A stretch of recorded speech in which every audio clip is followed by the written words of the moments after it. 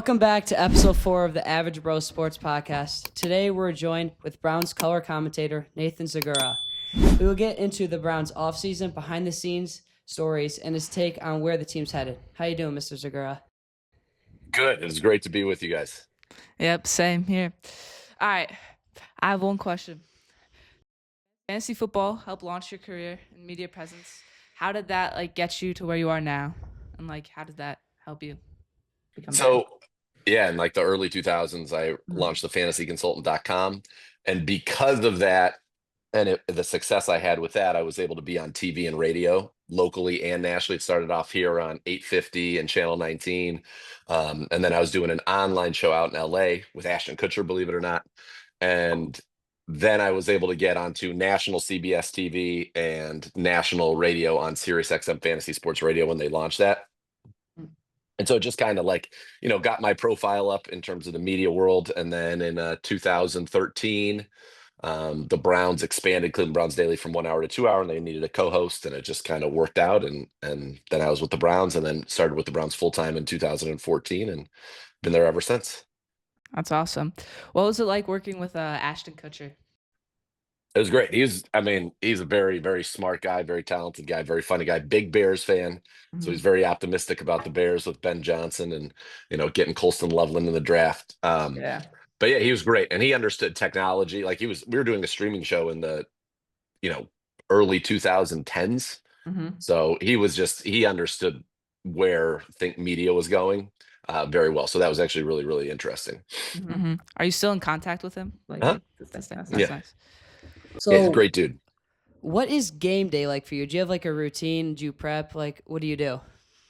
Yeah, so the prep starts way during the week. And so I have my boards, which it's like our offense and their defense, and then our defense, their offense, all on one side. And then on the back, I make a bunch of notes, but it has everything about every player, and I like to handwrite it all in. That's how I memorize it much better. So that's kind of the prep is all week. Watch film.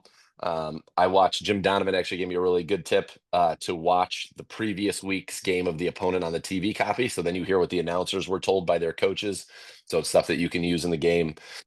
So the prep is basically all week. And then by the time I get to, Friday, I'm pretty much through the prep, and that's just kind of, restudying it.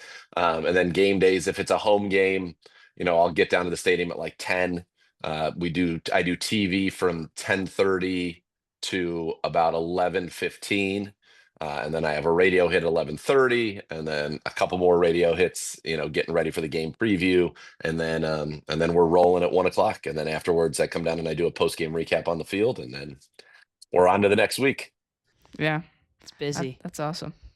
It's a lot, because being in the role that I'm in and I didn't play, so I want to make sure that I'm very well prepared and that everybody knows I know the Browns as well as anybody on the planet. I think that's my job. And, I'm very lucky that the coaches and our scouts I've become very good friends with a lot of people in our front office and obviously on the coaching staff, and get the opportunity to watch film with them and to learn about, our defense and what we're doing in certain coverages, and learn about the offense from Coach Stefanski. So that's been really helpful to do my job. And then Joe Thomas has been invaluable for me because I didn't know anything about offensive line play, and he's really kind of helped me on that regard.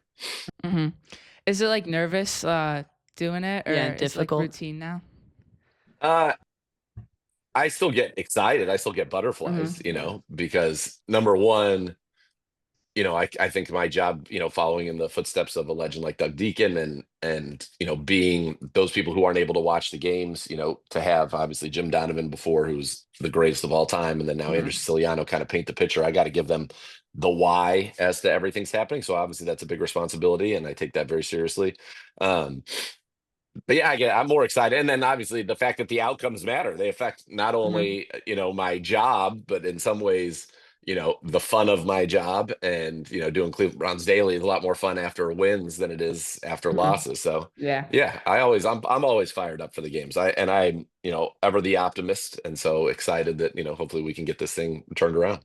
Yeah. So are the reactions real reactions, when you're reacting to the game, or when you're watching a crazy play happen? Oh yeah. I mean, you can't prepare for that. Yeah. I don't ever go in there.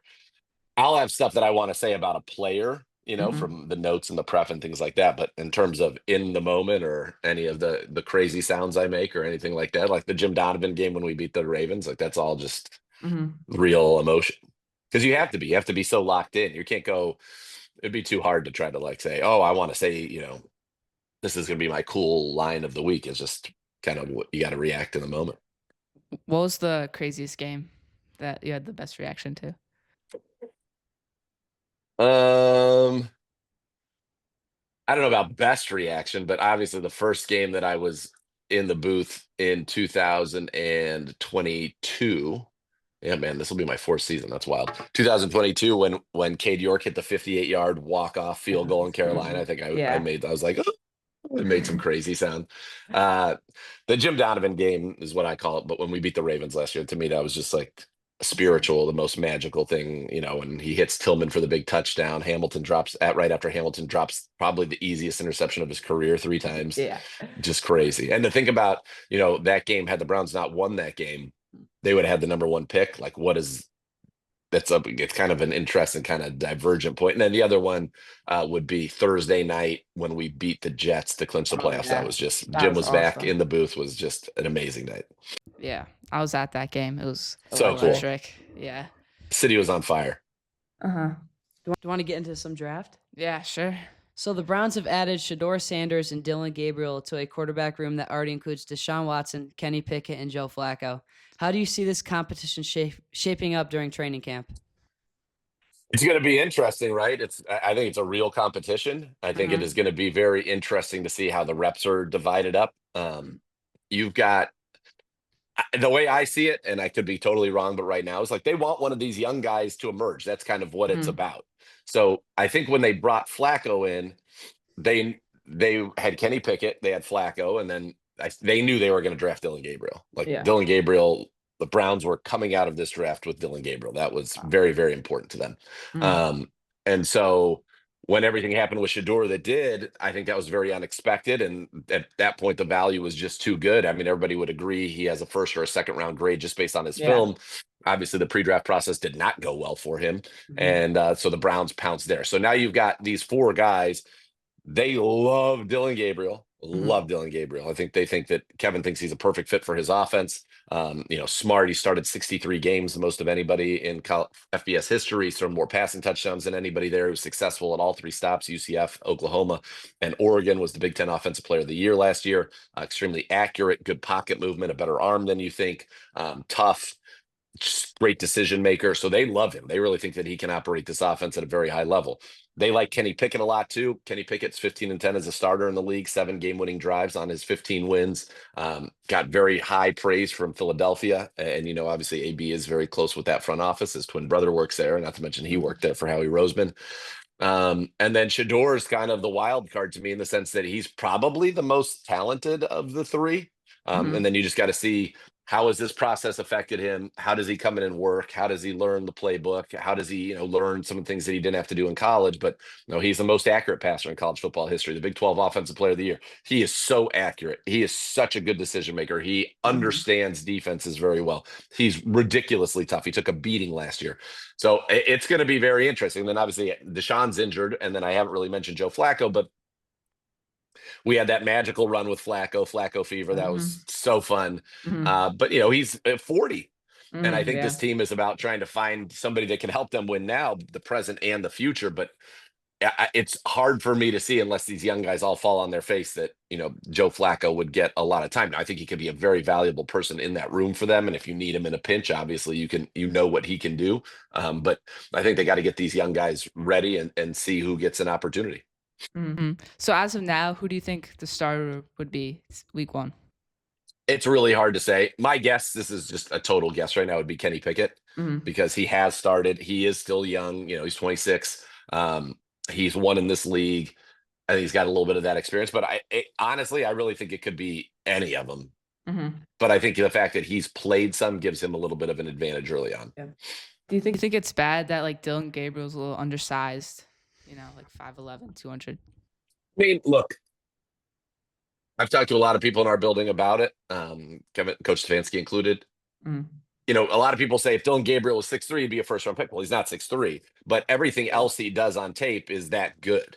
And, a lot of people watch his tape and rewatch his tape and rewatch his tape. And they were trying to say, okay, where does the height show up? Where is his height a problem? And it really didn't. I mean, you watch the Penn State game, Abdul Carter's bearing down on him. He hangs in the pocket, delivers the ball. The Michigan game, Mason Graham's bearing down on him. He hangs in the pocket, delivers the ball. So, no, they're not as concerned about it. There are quarterbacks, that are that way. And part of what you have to do is you got to get them out of the pocket at times. You have to create throwing lanes in the pocket for them. Brock Purdy's not much bigger and has operated a very similar style offense incredibly effectively in San Francisco. So, and that's why these things are so timing and rhythm based. It's because everybody needs to be where they're supposed to be when they're supposed to be there. Because sometimes the quarterback, Brock Purdy said, sometimes I'm thrown to a spot because I know that's where it's supposed to be. Yeah. And so I think that'll be with Dylan. We'll see. You don't like to bet on outliers, but he would not be the shortest quarterback in the league. And he's got a much better arm than I think people think because of his size. Yeah. What do you think about like Shedeur and his media presence and how he's like come off during like the draft process? I'm a big Shedeur fan. I love his tape. I haven't gotten to meet him personally. I probably will this week. I will this week at That's Rookie awesome. Minicamp. I'll get to interview him, and I'm looking very much forward to that. He does a lot of things that are very good. He obviously is a brand. It's kind of just the world that we live in now with the NIL, and these kids come in, as millionaires, whereas they did not used to do that. Obviously, his dad is Deion Sanders, so I think he understands the spotlight. I think he understands pressure. I think he is used to all that. He's not somebody who's going to kind of wilt under media scrutiny. So I think he's going to be very good. And I think, unfortunately for him, what happened during the draft, I think he got a lot of bad advice kind of in the pre-draft process. And, that's a very public humiliation. And so I love that he's already here. He's been working on the side, going to local schools, trying to make a difference in the community already. I'm, as I said, I'm a very positive person, and I'm excited to see what he can do. I'm a big believer in his talent. For sure. I think he's a very talented player. And I think, you have a lot of people that are just ready-made stars now coming out of college. That's just the way that the system works with the NIL. Yeah. What do you think is going to happen? So we have to have 3 quarterbacks on the 53-man roster. Who's like going to go? It's far too early. Heck, I think we could have 4. I think there's a world in which we keep, Flacco in the mix with the 3 young guys. But I think the 3 young guys will be here. I really do, unless somebody falls on their face or they do something that, gets them, not they lose that privilege. But I really think the 3 young guys will be here, and then hopefully find a way to keep Flacco as well. What are we going to do with Deshaun? He's injured. I mean, he's like any player who's injured. He's got a rehab, and I think when you re-tear your Achilles, that really resets the timeline for you. So I think he's just got to focus on his rehab. I know he's working hard at it, and I think that a lot of people have probably fully written him off. Yeah. He hasn't, and so we'll see. But he's got the rehab. I mean, he's got to get to a point where he can play football before you even think about what that looks like. Yeah. Running backs? Yeah, running backs. Okay. With Jerome Ford agreeing to a pay cut and the additions of Quinshawn Junkins and Dylan Sampson, what does this signal about Nick Chubb's future with the Browns? I don't think it signals anything. I've seen, some people say that means that Nick's not coming back. I know they very much want to bring him back, and that's still true. So I don't think it necessarily signals anything. In fact, to me, you just saved, $1.5 million on Jerome Ford. Maybe that's more money for Nick Chubb. That's what I'm hoping. That's optimistic me. It's an interesting situation because Judkins is such a bell cow stud.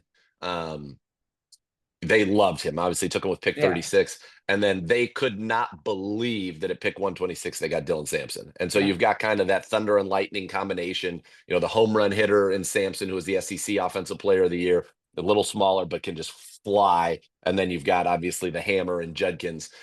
Jerome Ford last year averaged 5.4 yards a carry, and he's a good special teams player.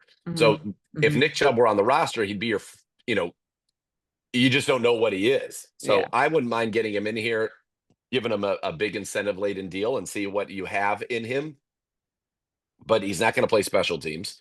Yeah. So it just becomes interesting from a roster standpoint how it would actually work out. Like there's no way you could carry, for example, 4 quarterbacks and 4 running backs. Yeah. Because the way that our defense is, you've got to be at least 24-26 in your 50 split or 23-27 offense.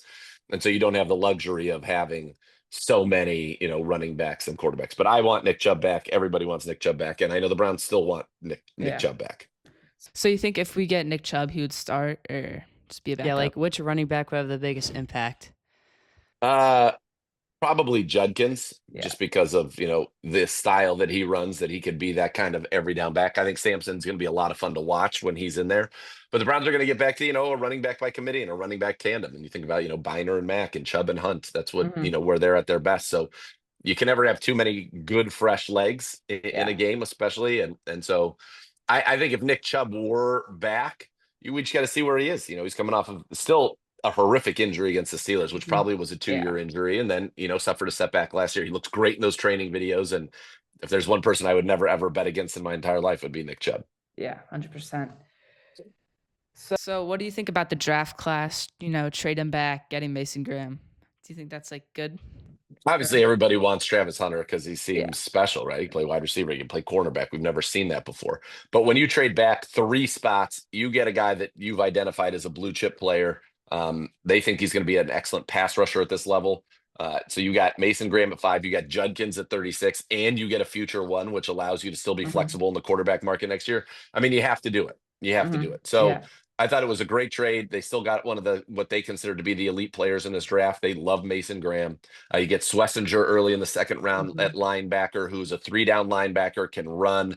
He had more solo tackles than anybody in FBS. He's a tackling machine. He's great in coverage. He can blitz. He had 4 sacks as well. And then it also helps in the event that, JOK is not cleared or not able to play this year. Ideally, you'd like them next to each other because Schlesinger's a little bit bigger, more of a Mike linebacker. And then we turned our attention to the offense. We got those 2 running backs we talked about, the 2 quarterbacks we talked about, and then Harold Fannin, who was the MAC Offensive Player of the Year, over 1,500 yards, so productive, local kid, Canton McKinley. You can line him up in line. You can flex him in the slot. You can flex him out wide. He's really a receiver. His yards after the catch is incredible. His missed tackles forced incredible. If people want to watch him against the best competition, Texas A&M and Penn State that he played last year, he dominated those games. They love him. They were thrilled to get him. And, we're going to play more 12 personnel, which is 2 tight ends. And so you're going to be able to create a lot of mismatches with Fannin and with Njoku. And I think in some ways you can think about Fannin as kind of being a big slot receiver for this team. And I think he's going to be very good in that role. So Njoku's contract is coming up in a couple of years. What do you think this says drafting the tight end? Do you think we'll keep him both? I don't think it has any effect on David Njoku. None. Because David Njoku is one of the best complete tight ends in the game, and you're going to want to play a lot of 2 tight ends. So you have kind of 2 tight end starters. No impact on Njoku, who's a stud. Yeah, and that's going to help us run the ball with the 2 tight end package. Yeah, you can come out with the 2 tight end, and if they match it with nickel, then you have a little bit of an advantage in the run game and the blocking. If you can then run them out of that into their base defense, there's no way linebackers are covering Chief and Fannin. Yeah. What do you think about the new additions with Deontay Johnson and Jerome Baker? So Deontay Johnson is a former Pro Bowler, 1,000-yard season, a very, very productive receiver in this league. He's a great route runner. Obviously, last year was kind of a strange year, and on the field, off the field, didn't go well in locker rooms. It was on 3 different teams. And so I think for Deontay Johnson, it's like, okay, we know how good you are, multiple seasons in a row with over 800 yards. He's a touchdown maker. As I said, a great route runner. He can separate. Is this what you want to be doing? Do you want to keep doing this at a high level? And if the answer is yes, then it's a steal for the Browns. If the answer is no, then you're gonna move on. And then Jerome Baker is a linebacker who can play all 3 downs, good speed, kind of in the mold of a JOK. And so I think that, it's just good depth there, along with Devin Bush coming back, Jordan Hicks coming back. They got Diabate. Now you got Schlesinger in there. It gives you some good depth and flexibility if JOK plays, and then also if JOK does not. So when do you think JOK would be back? No idea. Right. I think it's just one of those things where he's got to get cleared. It's got to be safe. And they'll go from there. As Andrew Berry says, it's nebulous. I really don't know. Yeah. He's there for workouts, which I'm going to try to take as a good sign, but I would be at the best cautiously optimistic. What position do you think we need the most? And do you want to trade for anybody? I don't know about trade for anybody, although Andrew Berry's been very good at trading for receivers, and I always like weapons. But I do think we need to add another safety.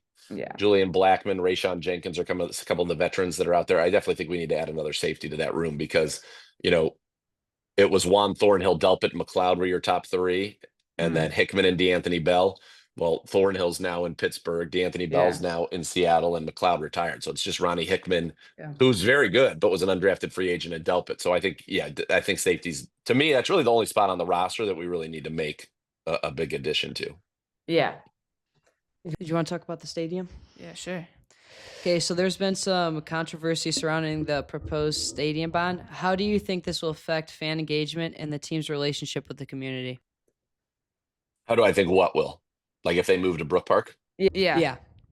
I don't think it will at all. First of all, it's going to be a world-class facility.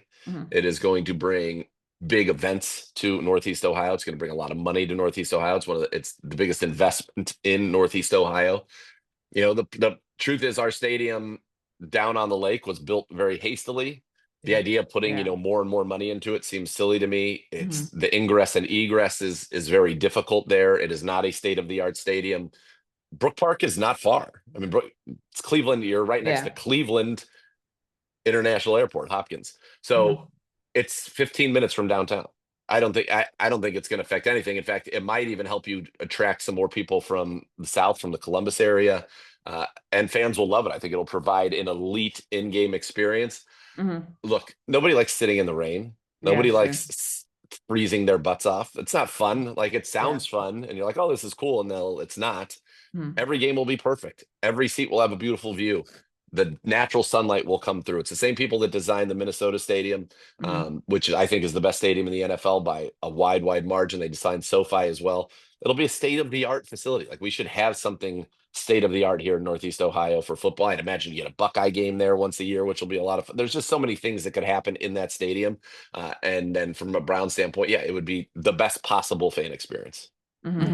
So Dylan Gabriel, he said like he doesn't playing in the cold. Do you think that's gonna affect like him? He did not say that. What he said is he likes playing in good weather, which who doesn't? No, look, the stadium, if it goes, will be ready in 2029. So that'd be right around the time that Dylan Gabriel and Rashod Sanders would be onto their second contracts if they are worthy of such. I'll tell you, some of the grossest games I've seen are games played in the elements. Now you get once in. It's happened one time since I've been with the Browns. So that's, this will be 13, 14, 15, 16, like my 13th, 14th season where you had an amazing snow game. And that snow game was really, really cool. It was against the Steelers on Thursday night. But for the most part, it's rain and cold and freezing like the game against the Saints on Christmas Eve a couple years ago. I like football being played where the best team wins, and that's part of it. You put together the best team, you want to have control all the variables, and weather certainly is one of them. So if you have a great team with some speed and all of that, you can go in this dome and light people up. Now you got to be prepared in the playoff run for depending on different elements. But I think I love dome football. I love the passing game. I love it. I think it's great, and I think that this stadium will be such a beacon in the region. So. Do so much good, bring in so much money, and be something that we can all here be, really, really proud of when another team comes to this city or their fans come to the city and they go to this stadium. They'll be like, wow, they're still going to stay downtown. Most likely there will be some hotels around Brook Park, but it's just going to bring a lot of money in. And I think also be something where people are like, okay, I'm coming to Cleveland for this. Are you going to enjoy it being inside instead of freezing in the cold? I mean, for sure. And I used to have to really struggle with it because I used to be down on the sideline. So now that I'm in the booth, it's not quite as bad. But it can still get really cold in there because we always have the windows open. Like calling a game in Minnesota is unbelievable. Calling a game in Atlanta is great. Calling a game in any of these domes. SoFi is, although the booth is not located in the best area, is great. There's a reason that all the biggest events are held there in the domes. You can control the climate. It's a great viewing experience. Everybody's comfortable and happy. The amenities are excellent, especially in these new ones.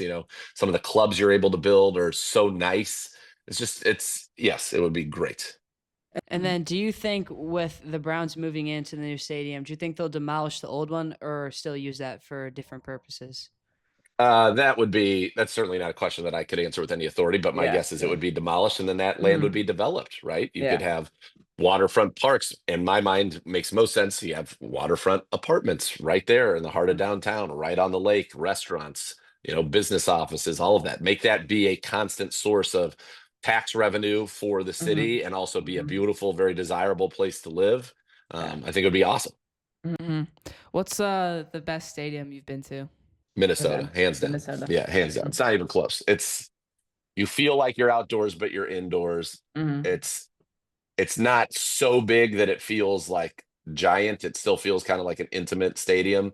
It's awesome. It really is cool. The natural light comes through. They do a lot of cool stuff. They drop snow. Their whole Viking, the skull and all that is great. It's a wonderful in-game experience, like the best. Is the atmosphere still good? Even though it's Oh yeah, it's rocking. Rocking. That's the other thing. Domes, the sound goes to the roof and then back. Yeah. So a dome can get loud. much louder than an outdoor stadium. Much louder. So yeah, it's a very cool experience. Yeah. What do you think about the Browns season? You think we can make the playoffs, make a good playoff run? And that's the goal. I mean, I think we're going to have an excellent defense again. I think, Mike Hall, Mason Graham, Myles Garrett, Isaiah McGuire, some of the other guys they got on that line are very good. We still have an elite cornerback room. Yeah. So I think the D will be very good again. And then with the pieces we've added in the running back room, adding Fannin, and then now we've got 3 young quarterbacks who I really think can operate the system. They win the way that, Kevin Stefanski would want a quarterback to win.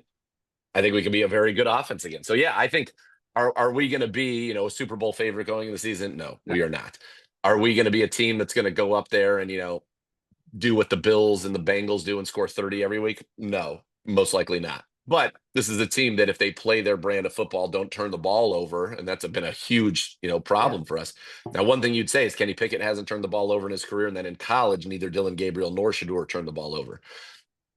If they can do that, yeah, this is a team that can beat anybody. Yeah. What part of the team do you think has been most improved? The running back room. I mean, again, when you get Judkins and Sampson, I'd say for sure. And then the quarterback room, right? Yeah. That's certainly the hope. You brought those guys in there. I think the defensive tackle room with the addition of Mike Hall last year, who we didn't get to see much, but when we did see him was really good. And then Mason Graham, I think that room could become a huge strength of this football team. But yeah, for me, it's going to be the running backs and obviously the young quarterbacks. Yeah. And then which position do you think will be the most critical? Most important. It's always the quarterback. Yeah. It's a quarterback league. It's the most important position in all of professional sports. So the Browns will go as far as their quarterback play takes them. Now, if they can get what I would call league average, 16th quarterback play, this team absolutely can go to the playoffs. Absolutely. They get elite quarterback play, top 8, then of course they can win the Super Bowl. Yeah. That's the whole league. And that's why the Browns, what I love about what they did is you got 3 bites at the apple and Pickett, a former first rounder, you got Dylan Gabriel, and you got Shador, and you've only used 3rd and 5th rounders to get those 3 quarterbacks. And you have a future first rounder next year if you need to get another one. So I think they're in a very good spot that way. How's the offensive line looking? You think it's going to be good to protect quarterback? Yeah, we just need Dewan and Jack Conklin to stay healthy. You brought in a veteran tackle, Cornelius Lucas, who's been around since 2014. He can start games. And then on the interior, you got Petonio, Posick, and Teller. They like the backups in there. They signed Tevin Jenkins. They drafted Zinter in the 3rd round a year ago. Whippler should be back. So yeah, they like where the line's at now. The key is just going to be Dewan staying healthy. Dewan's a top tackle in the league when he's healthy. He's just got to be healthy. Yeah. What do you think about? You think Jerry Jeudy's going to have a breakout season? Yeah. I think he had his breakout season last year. I think he's very good, but I think that's going to come back to the quarterback play, right? Yeah. Like he and Tillman both put up big numbers with Jameis, who was putting up huge numbers, but also turning the ball over. And I think we're going to be much more of a running offense with play action passing. So yes, Judy, I think he might be more efficient. I don't know if he's going to see the volume, maybe that he got at certain points last year. Yeah. What team in the AFC North do you think is the biggest threat to us? The Ravens are the best team, and then the Yeah. Bengals, when you got Joe Burrow, they didn't make the playoffs last year, which is kind of historic given how good their offense was, but they're very, very good. But the Ravens are a complete team. I mean, you've got Lamar, you got Derrick Henry, Zay Flowers, Andrews.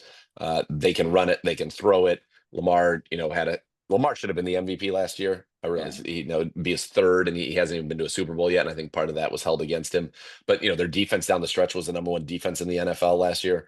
So yeah, the Ravens they're just always good. They really just it's the truth. It's not fun, but it's true. Yeah. And then when we play at our best, you think we can beat those teams? Yeah, we beat the Ravens last year. Yeah, that's true.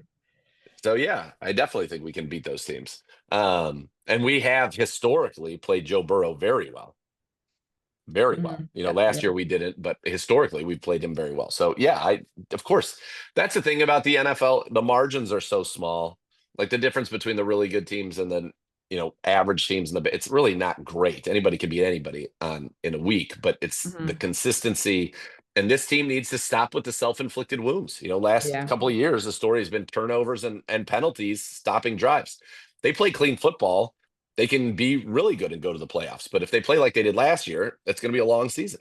And do you think we'll keep the front office? You think it's here to stay? Yeah. I think if that change was going to be made, it would have been made. And, we've been to the playoffs twice, in the last 5 years. I thought the way that Andrew Berry navigated this draft was really, really good. He's got the confidence of, Jimmy Haslam, clearly, and he and Stefanski work well together. So yeah, I think this is an important year. I think every year is important in the NFL, but I think this is an important season to show that, number one, maybe we found a young quarterback, and number two, we're progressing and making moves in the right, direction. Yeah. You think if the quarterbacks don't work out, we'll draft one next year with our first round picks? 100%. Yeah. You like who do you like? Yeah, Arch Manning. Do you like Arch It's way too early. Like nobody even would have had Cam Ward at this time a year ago. Nobody would have had Jaden Daniels at this time 2 years ago. Nobody would have had Kyler Murray before he went number one. It's so hard. Last year at this time, everybody would have said that Carson Beck and Quinn Ewers would have been the top 2 picks in this draft. And then Quinn Ewers went in the 7th round, and Carson Beck decided to stay in school. So it's impossible to predict it at this point. Obviously, Drew Aller feels like he'd be a good story. Local kid, big, good size. But I'll be honest with you. I really hope that these guys work out, because if you feel really good about Dylan Gabriel or Shador or even Kenny Pickett, like really good, that, okay, we can do this. You could go next year's draft and draft, the top receiver and then Caleb Downs. You could draft, the top receiver and an offensive tackle. You draft Downs and an offensive tackle. You draft the best edge rusher. You could get 2 legit dudes to add to the team, which would be very beneficial. Do you think the Jaguars will have a bad season so we could get a good pick? I like the Jags. I always like the Jags. I'm a sucker for the Jags. I think they're, Travis Hunter and Brian Thomas with Trevor Lawrence. They've got good running backs. It's a wide open division.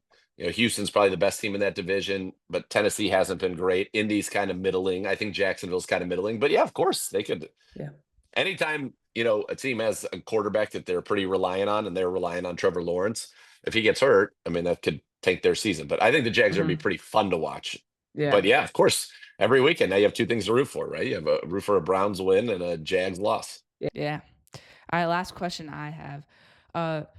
Any fantasy advice to win the league? It's hard every year, but I think more and more what you're seeing is it's about opportunities and rookie like I think Hampton's going to be a stud for the Chargers.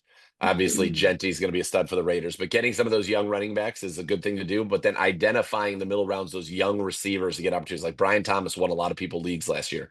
So finding, those receivers in this draft, which is going to be a little bit tougher because it really wasn't a huge early receiver draft. Like T-Mac in Carolina obviously is a good one. I think, Colson Loveland in Chicago as a tight end is going to be great. Warren should be good. So it's just having you want to have a lot of high upside players. I think fantasy's won much more now. There's so many injuries. It's so hard managing the waiver wire and all of that, but you got to get good depth, but you also have to have like upside depth. It can't just be, I want to get these, veterans. I know they're going to come out and have, 700 yards and 6 touchdowns. That's never going to help you. You got to win and finding those. Look, Lamar is a league winner. Josh Allen is a league winner. Jaden Daniels is a league winner. Finding those quarterbacks that can do more than just throw the ball, because that helps. Now, Burrow, he'll do plenty with his arm, but having those quarterbacks that can run really is helpful. Like Justin Fields is going to be a very good fantasy quarterback in New York. So, one more question. Yeah. What inspired you to do all this? I kind of always wanted to do it when I was in high school. I did some PA announcing. I've just always enjoyed it. My original dream was to get into the media so I could work for the WWE. And then I just love what I'm doing so much now, though. I feel like I have a dream job. I don't know. I feel very lucky. Like I get to talk about football for a living. It's a wonderful thing. But yeah, I've always enjoyed it. When I was a kid growing up with, Summerall and Madden, and in the Bay Area, you had like Bill King and Lon Simmons, and you had real kind of legends. And I always enjoyed the commentary. I enjoyed the play-by-play guys, the commentary, the announcers. I always thought that really enhanced, a big moment or a big game. And so, yeah, I've always kind of wanted to be a part of that. All right. I think that's it for this episode. Thank you so much for joining us. You got it, great guys. Thanks for time. having me. Yeah. Yep.